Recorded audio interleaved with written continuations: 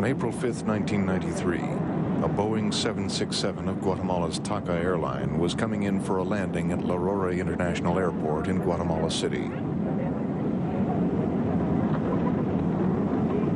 By chance, a Mexican passenger was filming this particular journey's end.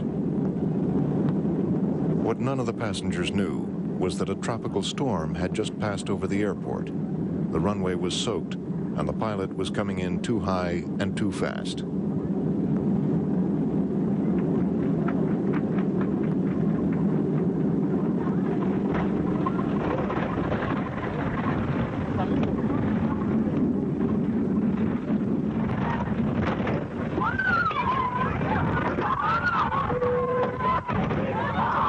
The plane skidded off the end of the runway and plowed into several structures.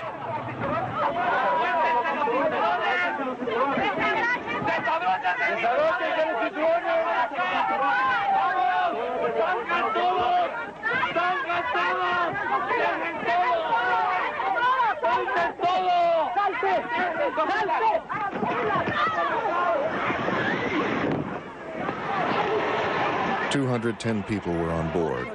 Despite the chaos, only 3 were hurt. Because the plane was equipped with emergency floor lights and escape slides, everyone got out alive.